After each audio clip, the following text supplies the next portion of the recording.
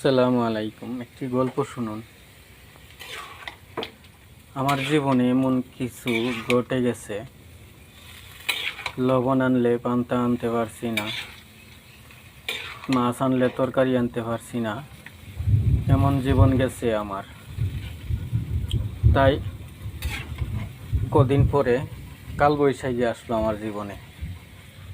কালবৈশাখীটা হইল, কাজ কাম নাই এলাকায়, তাই কি করমু, বাধ্য হইয়া ডেক বাসন কিছু আসিল, তাই বিক্রি করে ঢাকা চইলা গেলাম।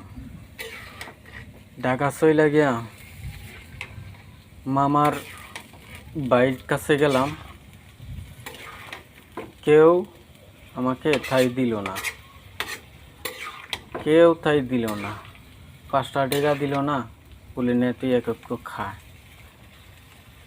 কি করুম, দুঃখের কাহিনী। ঢাকা ঘুরতে ঘুরতে কোনো কাজ কাম পাইলাম না, নতুন মানুষ কাজ কাম দেয় না। এর বাদে গেলাম ঘুরতে ঘুরতে, মামা যেন আসিল এন, তাই মামার কাছে গিয়েও আমি ঠাই পাই নাই। তার মধ্যে এখন কি করমু, করার কিছু নাই, কপালে যা আছে তাই হবে।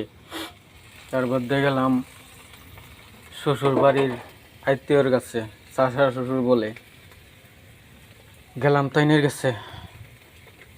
কাছে গিয়েও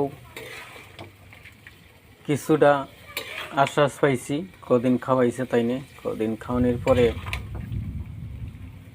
আমাকে কিছু হেল্প করলো, অনেক হেল্প করলো, যাক আলহামদুলিল্লাহ। তার বাদে আমার একটা কাজের ব্যবস্থা করে দিল, একটা রিক্সা দিল।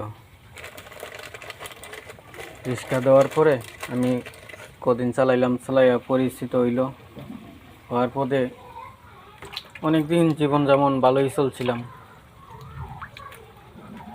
পরে 1-1.5 বছর থাকলাম বাউনবাইরা থাইকা কিছুটাই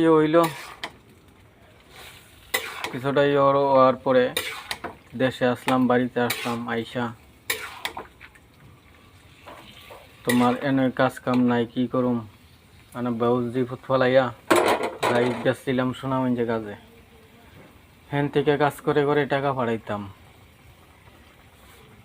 আর যে মানুষটা বাড়িতে আসছিল, ওই মানুষটা হঠাৎ করে পাল্টা গেছে। পাল্টা যাওয়ার পরে বাড়িতে আসলাম, কাহিনী শুনলাম। শুনিয়া কদিন পরে আমারে খাওয়ান পাতত হইয়া